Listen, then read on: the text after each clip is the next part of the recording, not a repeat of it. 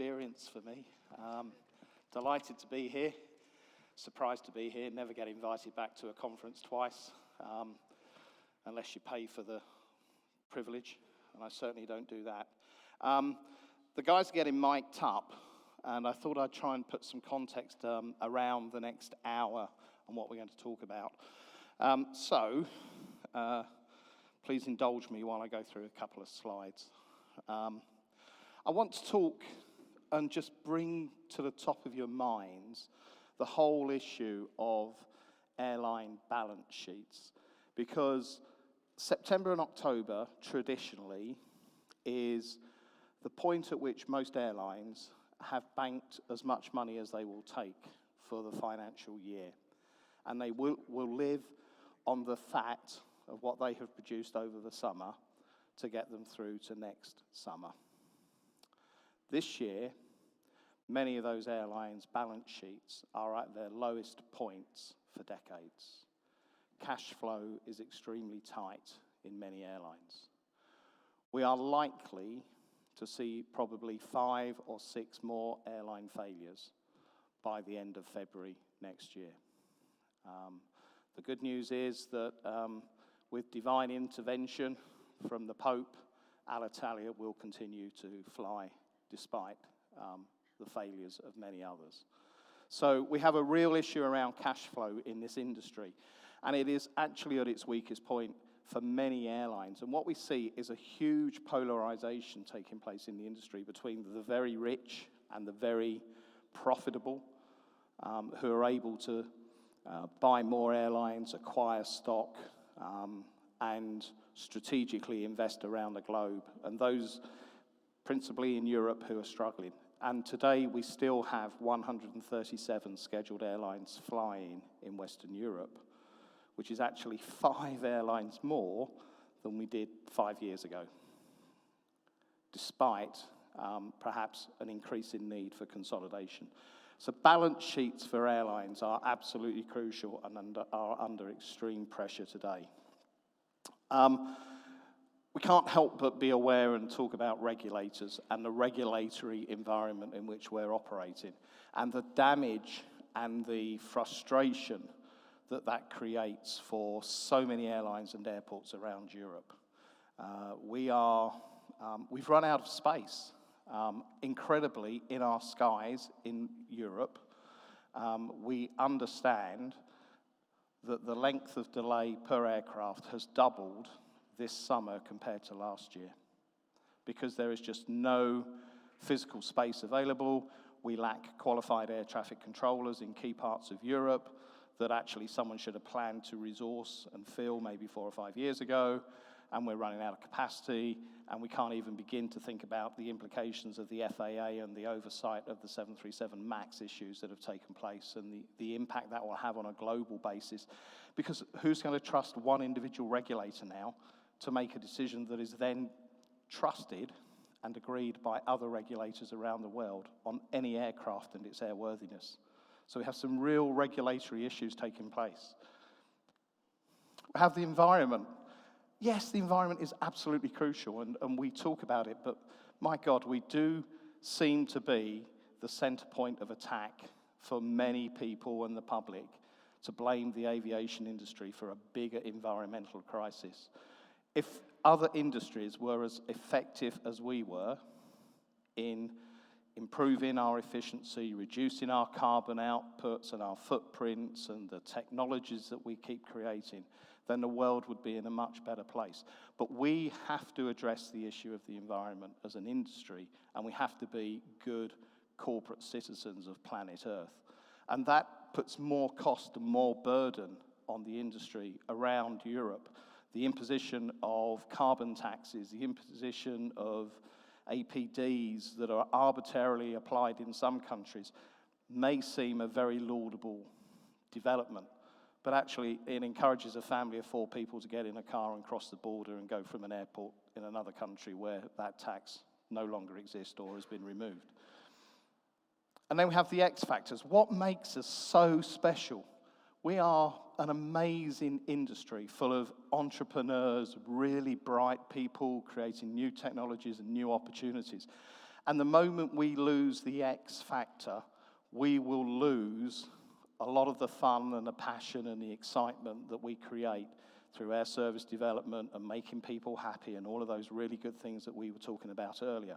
So we need to maintain the X factors, and that's becoming harder and harder and harder. And then we need to talk about innovation, biometrics, artificial intelligence, all of the things that we innovate so successfully as an industry, the way we distribute product, the way we sell product, the use of social media. Thank you. Can I have 2 of those, please, black and white? I'll send them to my fan club. Actually, just 1 will be fine. Innovation, extremely, extremely important to all of us in making things better and brighter. And I challenge each and every one of you to go away from this conference and just do something different. Innovate the way you behave and the way that you think about your market and the opportunity and how you communicate it and how you sell it. And then finally, transition. This is an industry in huge, huge transition. And every day something else is thrown at us. Sometimes it's positive. Quite frequently, it frustrates us. We have to be resilient. We have to change. And the way we change determines how we survive. And all of that, ultimately, for those of you who are still awake, works out at Brexit. And the fact that this is probably my last presentation as a European to any audience.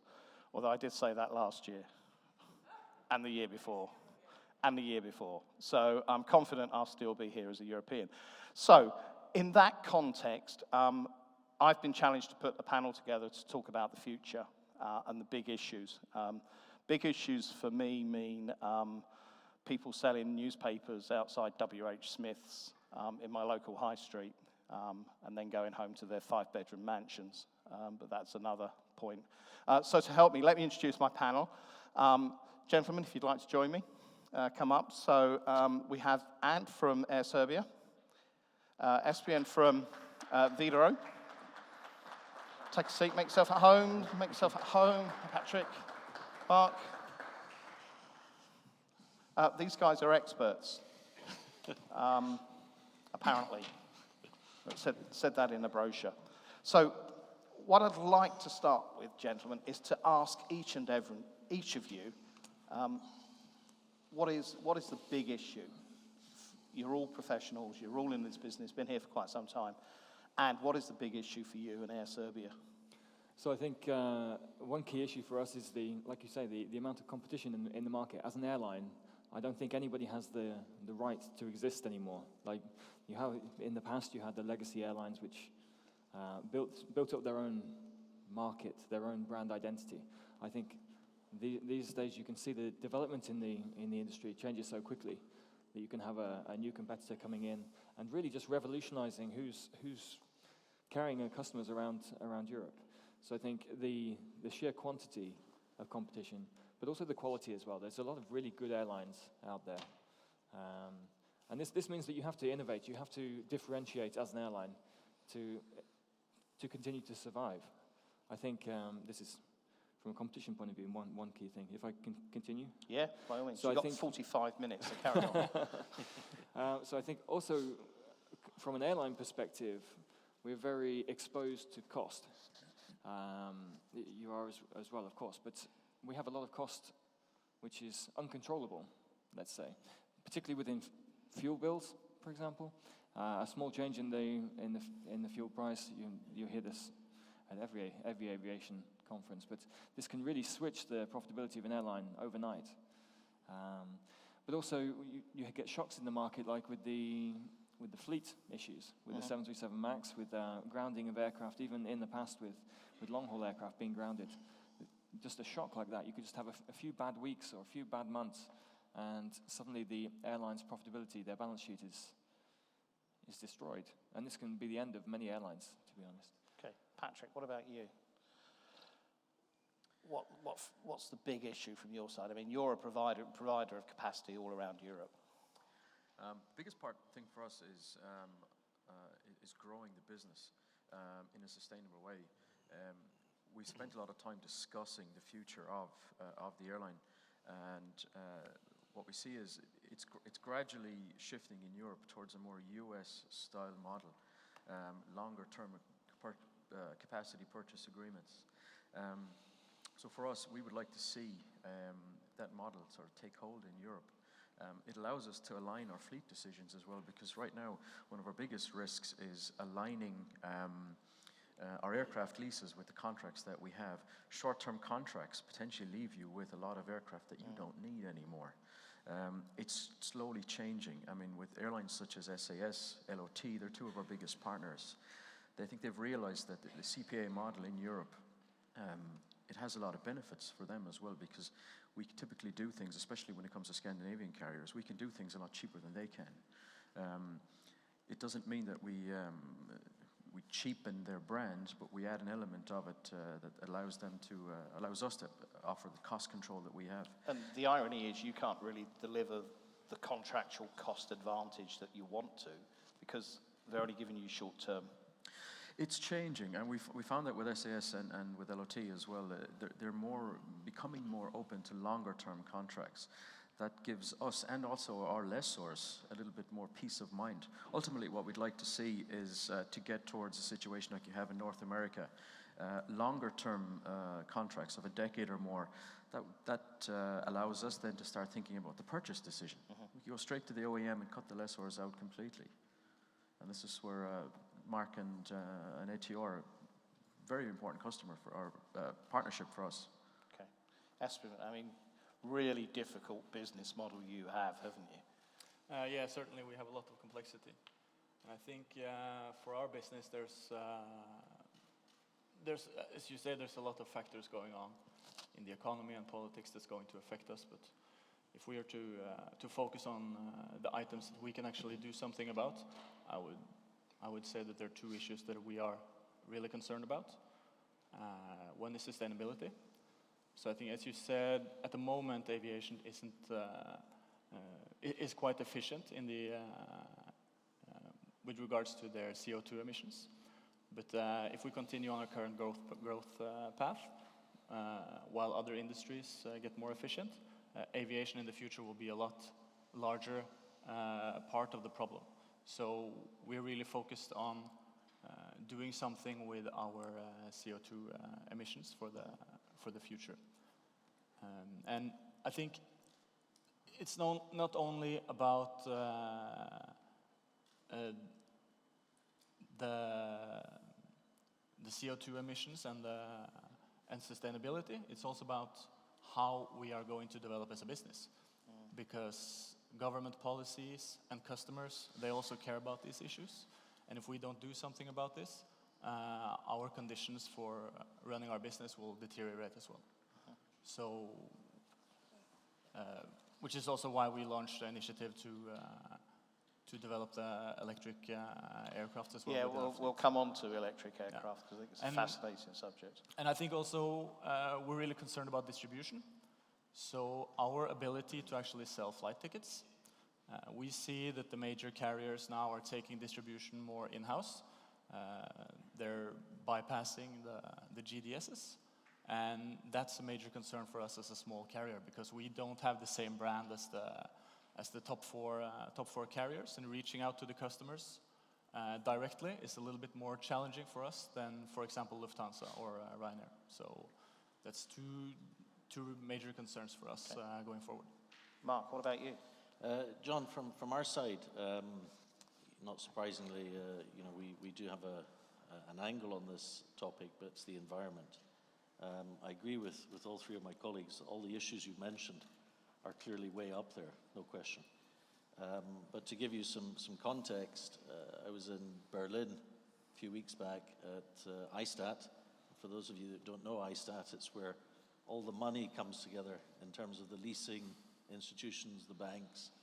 There were 1,738 delegates in Berlin. And the money, which is good news for everyone in this room, was flowing wall to wall. So financing aircraft is not an issue. But the number one issue that these people were talking about was the environment. So when the money people start talking about it, you know it's an issue. So we feel, and I'm looking forward to talking about the electric aircraft issue, but we feel that aviation is so essential to making everything turn. The regional connectivity argument, deeply encouraged by Miguel's work with the team in Valencia, and the fact that so many of you here are into the airport side of the business. If you just take one statistic, we've opened 140 new routes this year with ATRs globally. 140, and the year isn't over yet. So we're constantly pioneering regional connectivity and flying as green as possible with existing technology. But how do we reconcile all of this, all of the virtuous stuff, and the constant pressure for us to improve our environmental footprint with the fact there is far too much competition in the market, and there is more competition constantly coming along, and that continues to drive the price down. So, you know, this is a business where most airlines, certainly regional airlines in Europe, fail to make continuous profit. So how do we reconcile those additional costs that we seem to be being burdened with against more competition, inevitably lowering yields? It's a balance that doesn't just stack up, does it? I mean, it must be really difficult, as you say, for the airlines and your perspective. You're being given more cost. You've got to be seen to be doing these things, and rightly so, and yet your yields are falling. How does that come together? I think there's an interesting dual purpose here, that you want to be the most ecological airline you can do, even if it's just to be a good human. You want to do the best thing for the future world. But if you turn it into a financial impact, you know, the ecological side is a lot about fuel burn, about CO2 and things like that. So if you can then start shifting towards cost-efficient aircraft and being sensible with your capacity, you know, so we're a strong ATR operator, so we're using a lot of Mark's aircraft. 30 years.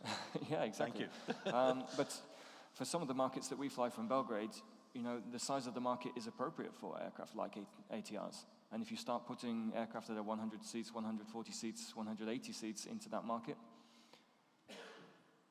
I'm not sure you can necessarily justify that amount of capacity in that market, and it's a little bit over capacity. Mm-hmm. And potentially then you're selling it for very, very low price, and, you know. And for Widerøe, I mean, you have a supreme irony that what proportion of your routes are public sectors, PSOs? Yeah, so 30% of our business is PSOs. So 30% of your business is PSOs. So you're operating them to provide public services to the smallest markets in Norway. And at the same time, you're under constant pressure about the carbon footprint you're creating. Yeah, so, and I think also on top of that, most of our business is also related to actually supporting these communities commercially as well. So it's not only PSOs. And I guess on top of that, the irony for us is that our major customer is the oil industry. So if you replace oil and jet fuel with sustainable alternatives, that's at the moment that would be really bad for our business because of our customer base is so oil and gas related. But I think the way forward is it's not. You can't expect every single airline to take on the burden by themselves. There needs to be some sort of a framework that the regulator and the government also put in place to incentivize airlines to move in a more sustainable direction. And we've had those in the past, and they've been complete and utter failures because everyone finds a way around these types of systems and structures as quickly as possible. It doesn't seem like the political environment is focused on that, at least. Which probably goes back to the point about the regulators and the fact that regulators are more worried about things that, you know, do we really care about an anti-competitive lawsuit that's still in Brussels after 10 years, rather than actually sorting out some of the bigger issues that have arrived since then. What about from a lessor's perspective? I mean, when you're talking to an airline, are they saying, you know, we want the most carbon, the most neutral aircraft available with the lowest footprint, or are they just saying, give me the aircraft that meets my market? Honestly, I mean, those discussions happen on a commercial level. So honestly, I don't think the environmental factors historically were ever an issue. I mean, there's a limited number of aircraft to choose from in the regional market. You either go prop or jet, and the figures in terms of how much pollution these things cost, they don't differ all that much, I think, between each other. So if you're a mainline carrier and you want to introduce some regional capacity, the options are limited, and if you're going to do it, you'll do it based on the commercial need. Yes, you have to be seen to put your best foot forward in terms of environmental consciousness, but everybody's in the same situation. There is nobody that has a monopoly on some special aircraft that's vastly more environmentally friendly than others. I'm going to ask this and I'm going to regret it straight away. So is prop best? I wouldn't go that far, John, because I've spent a lot of my career in the jet field as well. I think the old saying, horses for courses. We're not pretending that over a certain distance or range a turboprop makes sense. I mean, it doesn't. I think the boundary is being pushed up further and further. There's no question. I think when you get around the perception of turboprops, which is a bit of an issue still in the market. Stobart doing something really smart on the back of each seat, when I haven't seen it myself, but I think it's a piece of paper or something that says, by the way, the flight you just took saved, we against a jet would say 40% fuel, 40% less emissions, 4,000 tons of CO2 per year. So when he goes in or she goes into their meeting, I bet you one of the first things they talk about with their host is, hey, I just flew on an airplane and guess what? I just saved the environment. I'm a entire hero. So we're not suggesting that we've got, as the gentleman pointed out, the most optimum solution. If you talk about hashtags, visit Valencia, there's another one out there, hashtag perfect flight. And where we did something with Brathens and the local community and Bromma to show how you could at least optimize the existing technology, mixing in biofuel and other things. But your aircraft, I mean, Becca Rowland put out a paper from us Excellent, last week. Yeah, excellent, Becca, well done. Sort of identifying that your aircraft, the sweet spot for the average sector length in Europe is about 700 kilometers or something, isn't it? And, if you look at the distribution of turboprops in Europe compared to jet aircraft, then, it's significantly below what the market tells you it should be.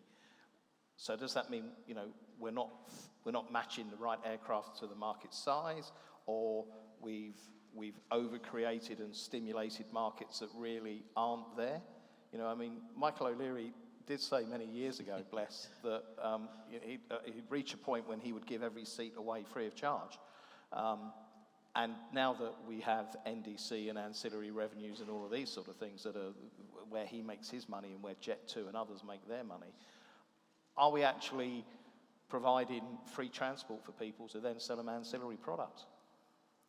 Look, I personally, and gentlemen know this subject better than I do, but I think, the low-cost model has kind of maybe peaked a little bit. There's some fascinating statistics. Places like Asia, for every route they announce that they open, they've closed down 2. Yeah. They never talk about this. You never see a tweet from Michael O'Leary or AirAsia saying, by the way, we just closed a couple of routes because they weren't viable with the size or product type offering, or the fare structure, whatever. But I'm sure my colleagues have... Yeah, Widerøe, you've got Norwegian around you, but you wouldn't consider them a direct competitor, would you? No, well, no. No, and complementary in terms of connectivity? So we cooperate in the Norwegian market with both SAS and Norwegian, and that's really important for us because we serve very short sectors to several smaller hubs that are sort of feeding the local communities, and for us to get passengers to Oslo, the capital, or to other countries, we're really dependent on that cooperation. So we do compete on some routes with SAS and Norwegian, but we also cooperate with them quite significantly. So and you're surrounded by low-cost competition. Damaging, frustrating. No, this is the reality, and it pushes us to be better. So if you have a closed market, you don't innovate and you don't improve. So competition for the market is great. For an individual operator, it's scary and it can be risky for the future. But as an industry, it's good. But I think it pushes the airlines to innovate and to have a different product. I think if you go head to head with a low-cost carrier, so previously working in British Airways and EasyJet, I know this from the inside as well, but now in Air Serbia. If you're just going to go head to head with an airline, trying to do the same thing as they do, but on a smaller scale, with higher cost, with worse aircraft, how long is it going to last? It's going to last a couple of years, and then you're going to have to change and adapt. So you have to either do what you do better at lower cost, or have better product for the customer, something that the customer wants to choose from you, or you add something a little bit extra. So what we have compared to some of our low-cost competition in the region, we have better connectivity with our Belgrade hub. So we are not only relying on Belgrade to Paris flights, customers, sorry. We are taking people from Tel Aviv, from Belgrade, from Beirut, from Krasnodar, different places that maybe you're not considering that Belgrade can be a nice transfer hub for these sort of markets. But when you have these connecting markets, you can then sell 60% of the seats on a point-to-point basis, but you can fill the rest of the 40% with transfer passengers. Now, low-cost carriers are catching up to this, and they're self-connect products. Yeah, exactly. Everywhere. They're coming in, and there's no sacred ground here. Nobody's safe. So when they see that there's value in this, they will grow into it. But whilst there is, you need to find your niche. You need to find what you're good at, and do it well. And part of it is also about the fleet that you have. Okay. So the great benefit of low-cost carriers with their low unit cost flying means that naturally they're going to move towards 150, 180, 200 plus seat aircraft. But it means that naturally they are not so able to go into some regional markets. And they'll need a lot of funding from you guys to be able to start flying between Belgrade and some regional. And it's a good question, isn't it? What is better for the airport and the community? A daily 42 or a 70-seat aircraft, or a 3 times weekly 180 A320 type aircraft at midnight and then at 2 o'clock in the afternoon, whatever it happens to be. So there's lots of trade-offs that need to take place. But this electric aeroplane, your CEO in Widerøe is on the record, has publicly said that you need an electric aircraft within 3-4 years? I think it's a little bit longer than that. I think would say sometime during the 2020s. Well, we need to replace our Dash 8-100s, which is currently on a life extension program. Have you spoken to him? He'd probably help. I'm sure they're talking to ATR about their products.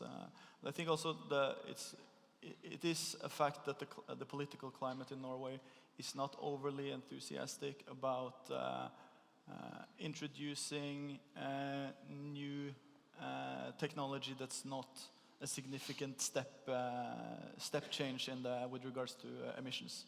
So on the PSOs, it's the government can set the rules for the PSO, and it could be that they are putting stronger demands with regards to emissions in the future. Are you saying there could be a clause in a PSO that says you must, where practical, use an electric aircraft? Is that not at the moment? Not at the moment. Not at the moment, but in 10 years' time? We don't know about the future air service PSOs, but we know that those conditions have been put into ferry services, for example, and quite strong demands with regards to electrocution of ferries, and that has led to a push towards electrification, and that could happen in aviation as well. So on a 787, we had a battery that was about that big, and when it first came into service, we had the ability to melt that quite frequently at the back of the fuselage. So, Mark, you were saying. So, John, as you and I have chatted before, our head of engineering tells me if we were to make the ATR electric, we need a 20-ton battery. And the takeoff weight of your aircraft is? Around that. So, I'm not a flying engineer, but I can figure out you're not going to go very far with that. So we would say the curve is more hybrid. You know, don't forget that we've got two formidable shareholders in Airbus and Leonardo. We share a lot of technology transfer with Airbus, so we're the test bed on a lot of this technology. And I would just say, you know, walk before we run. I think the danger is some of the politicians are riding on this. It's a brilliant popular soundbite, wave. isn't it? Exactly. It's a brilliant soundbite for. But look what happened to the, you know better than this, better than I do, Espen. Wasn't it the Minister of Transport's electric airplane nose down in a lake? Yeah, that was. You know, maybe there's a 2 to 3, 4 passenger electric Variant, project out there within 5, 10 years, but we would not see a decent commercial aircraft within 15 to 20 years. Quick show of hands. Who would sit on an electric aircraft?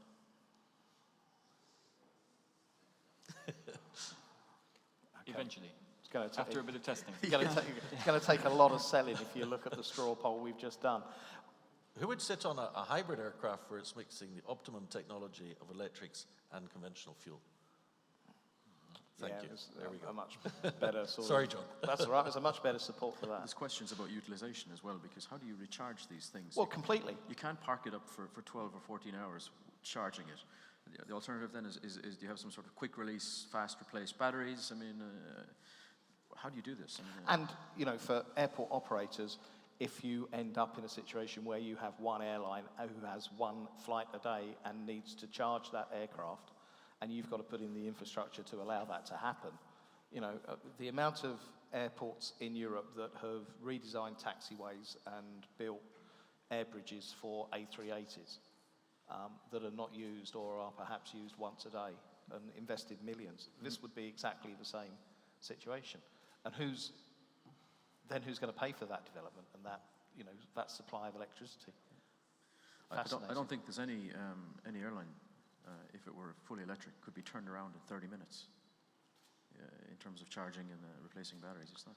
Well, dare I say, I think some bright spark will come up with a solution to that at some point. But let's talk about this whole issue of airlines, though, in Europe. I mean, 130 at the moment. Espen, you mentioned about distribution and the fact that for probably 100 of those, distribution still needs to go through very conventional and very classic methods that we see. And yet, we're seeing the big airlines do as much as they possibly can to take distribution back into their own hands. How does that affect you, Ant, in Air Serbia? Because, I mean, you're clearly not big enough, I would think, to have your own complete direct sale operation. You've got to rely on conventional distribution. I mean, lots of airlines are trying to push sales through their website, right? This is the most efficient for an airline way. Yeah. But the reality is, for a customer, you may know that you want to choose a particular airline because you traveled them before, or you know that they operate on the route. But many customers, they want to go to a consolidator, or they want to see what the choice is in the market. And we see a lot in Eastern Europe, in Serbia, that still travel shops and high street stores are still very popular. You have a lot of cash payments still, don't you? I mean, particularly compared to Western Europe, where it's moving a lot more online and the low-cost carrier penetration is very high, and people have got used to, if I want to fly, I go onto the airline's website. Whereas in Eastern Europe, it's not just Serbia, but in Eastern Europe, there's a lot of high street presence with people buying tickets, still face-to-face, personal contact. So I think it will move. It will, not to say catch up, but it will follow the trend of Western Europe. But airlines are coming to terms with the cost of distribution through these channels. It's very, very expensive. But it's quite interesting because, you know, in the UK we've experienced some the failure of Thomas Cook, who were increasingly trying to sell direct, and then obviously British Airways went on strike for 2 days, which leaves lots of people trying to rebook. Yeah. And the website, which is the channel they booked through in the first place, just cannot cope. And it completely destroys the brand goodwill that has been created when people at that moment in time can't go to a travel agent because the travel agent says, you didn't make the booking through me, you know, sort yourself out. But it must impact airports as well, because ultimately you end up with people phoning airports and saying, my flight's been cancelled, my airline's gone out of business. what can I do? I mean, it's a completely frustrating thing.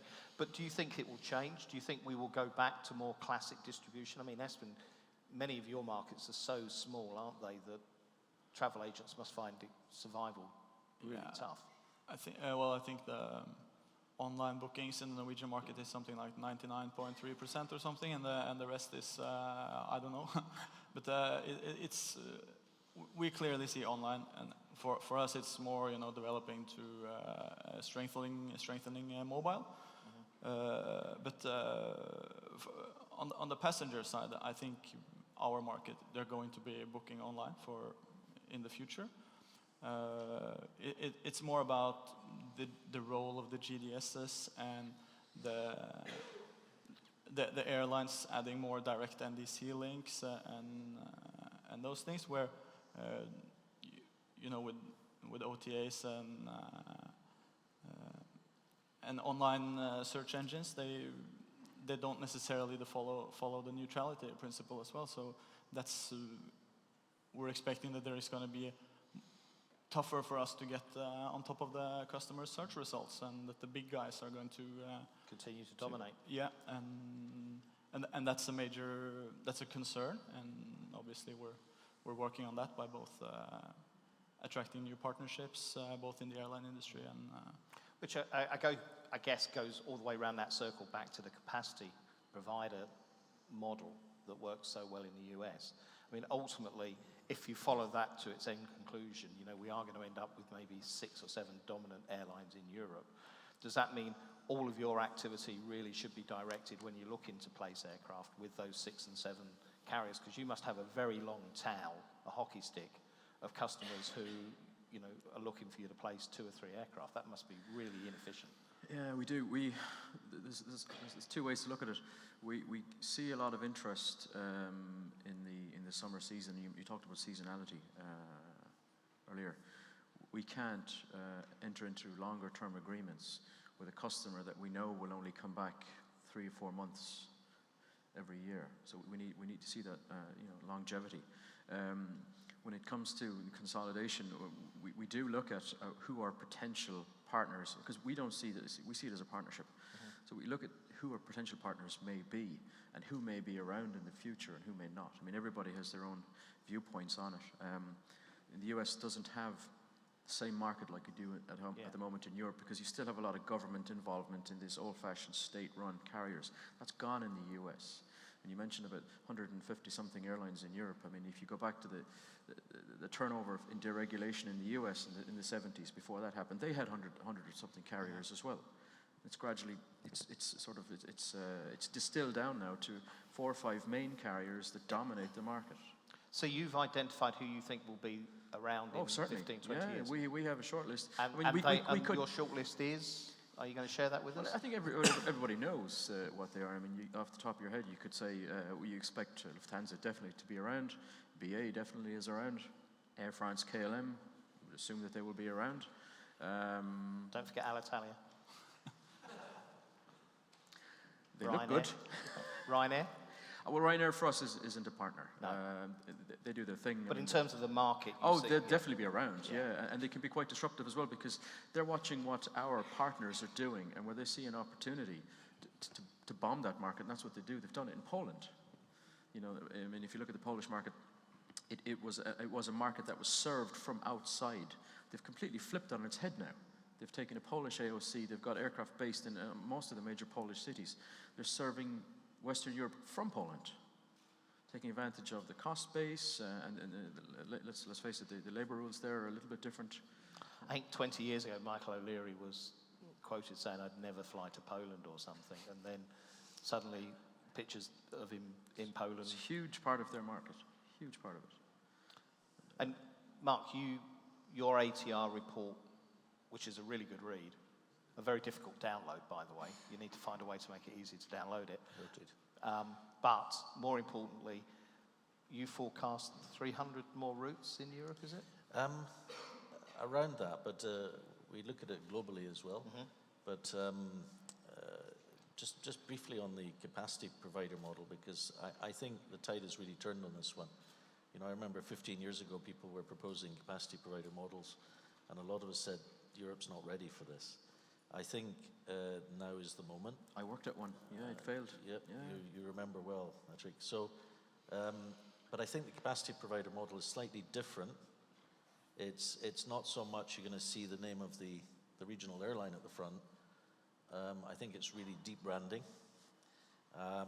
We're seeing a mix in the big airlines, some who are not really alert to this opportunity, and others that are really tuned into it big time. So why is now the moment? What has changed that makes That's a this great point? question, and I would probably struggle to put my finger on any singular point. But I think that the market has evolved to such a point where perhaps the nationalism issue has broken down. Okay, you've got Air France KLM, they're still very much a French and a Dutch airline, and we see that on a very public basis. But they're working together. You see the Iberia BA cooperation.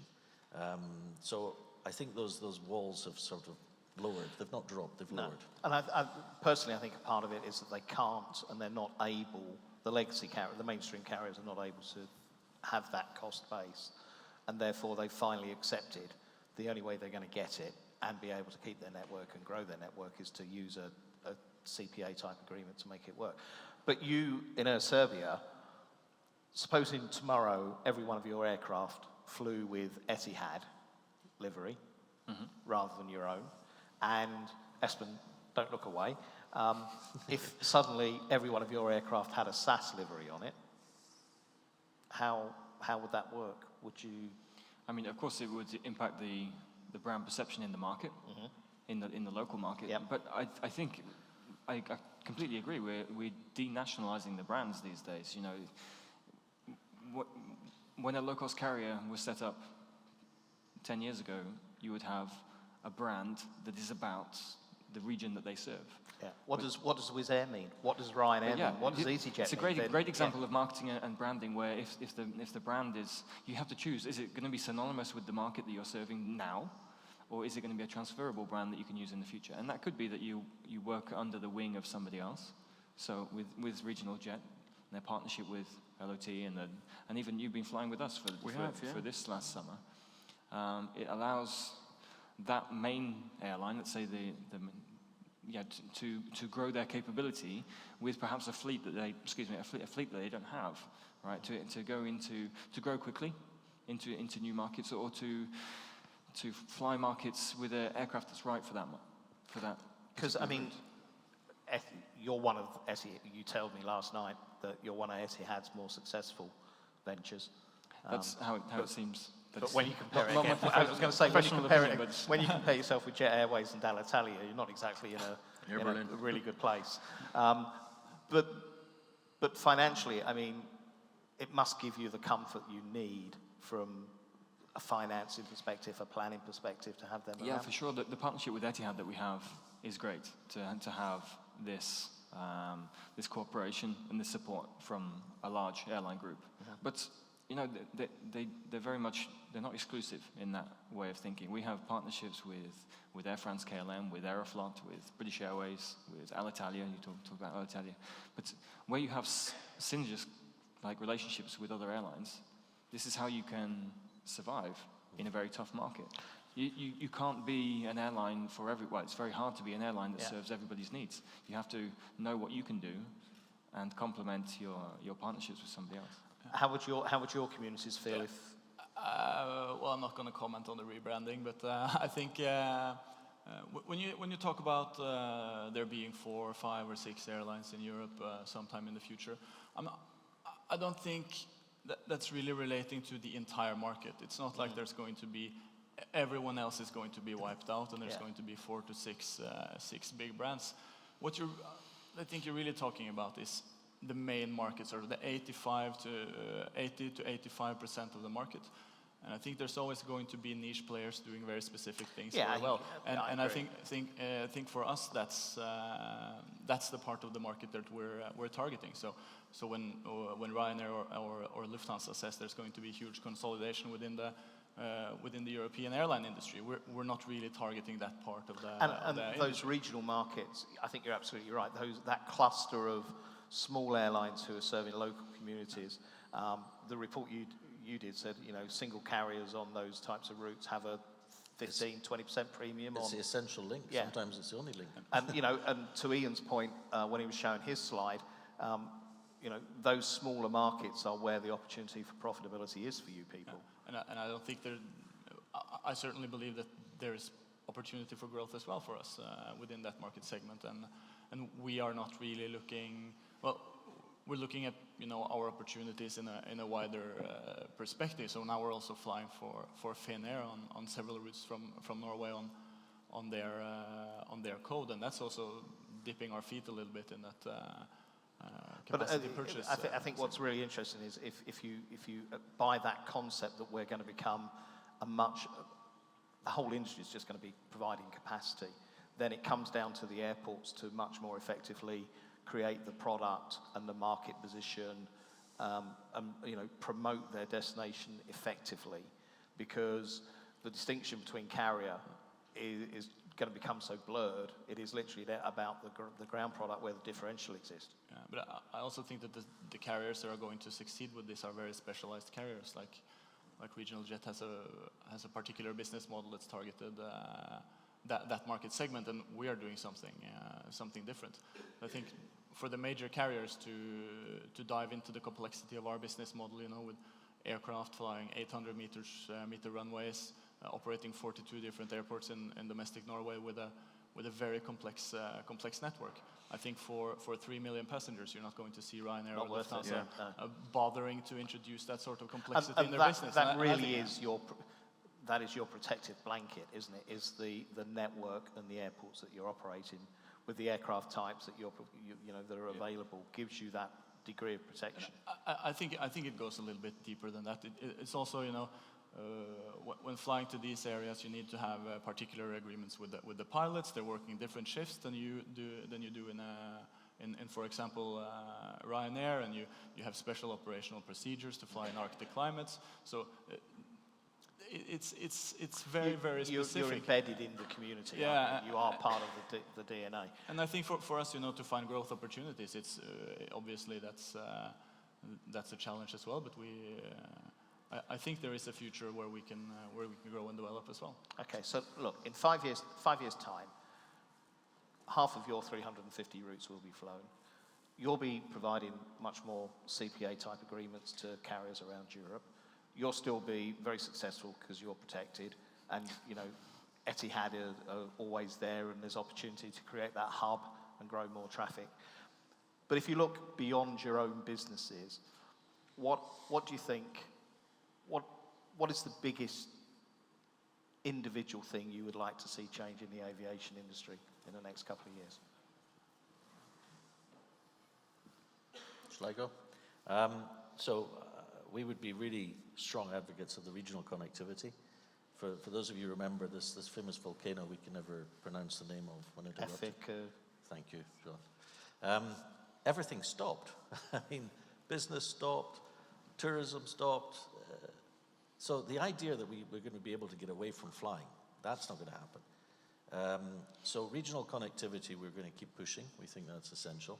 We need to work with the stakeholders, the politicians, and educate this environmental issue, and just try and stay ahead of the curve. And when you take the recent IATA survey on this environmental issue, 60% said, I don't know the impact it's going to have on my travel pattern.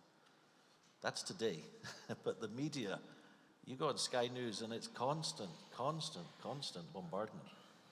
And people are going to start thinking more responsibly. So the industry is going to change. Do you think fly shaming will have an influence? Absolutely, John. I mean, I was down in South Africa at the ASA conference, and guess what? Comair, Safair, and South African Airways were debating was their environmental credentials. And this has gone beyond, I'm planting a tree, or we recycle our paper cups, aren't we clever?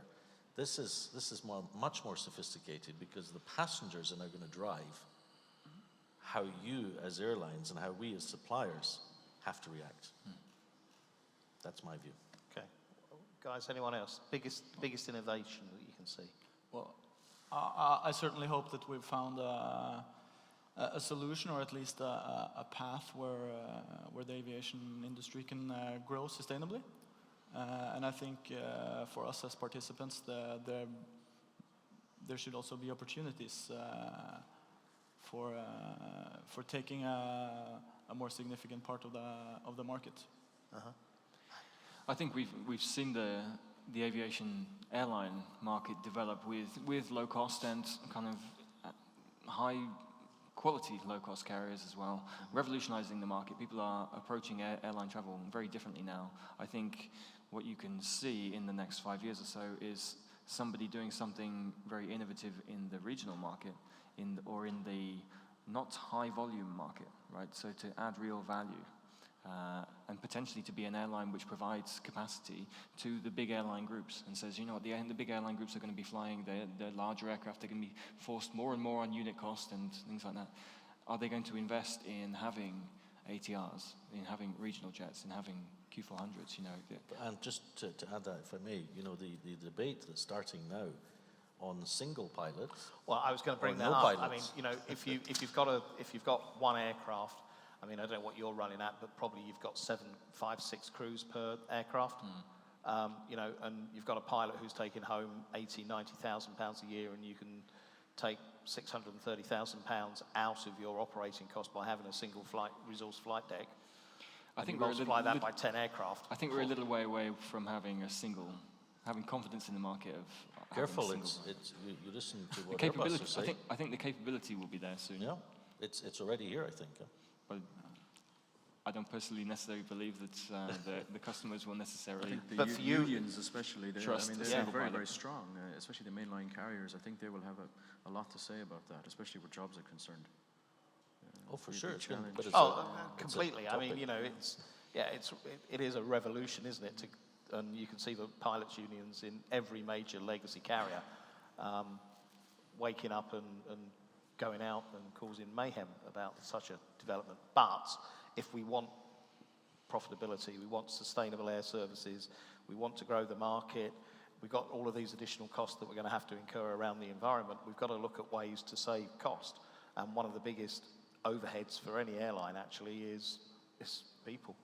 Well, on that subject, something that we would really like to see done away with, although it doesn't affect us directly, it affects our partners, is this EU 261. It's a killer. I mean, there hasn't been a bankruptcy in recent memory in Europe that hasn't been affected by it in some way. And removing that would be, I think, a big win as well. Yeah. Has anyone in this room claimed EU 261? Anyone going to put their hand up and own up to claiming 261? Flight delay compensation? Oh, one hand went up. I'll put my hand up as well, but I agree, I think it's a burden. This is ringing because that's 11:15 and we've reached the time when we're supposed to stop. But it is fascinating. Are there any questions out there in the audience or things you'd like to ask this esteemed panel of experts before they disappear for a coffee? No? Okay. Well, gentlemen, thank you very much. The good news is there's now a tea and coffee break, so I know you've all been sitting here with your cups smuggled underneath the table so the lady couldn't see them, finishing your coffees and orange juices. But if you'd like an official cup of coffee, it's outside, and we'll be back in about 20 minutes, I think. Thank you, gentlemen. Thank you. Thank you, Les. Cheers, sir. Cheers. Please, 2 more minutes, and then we'll send you for coffee. It's waiting for you, but please just give me 2 more minutes. Thank you so much, panelists.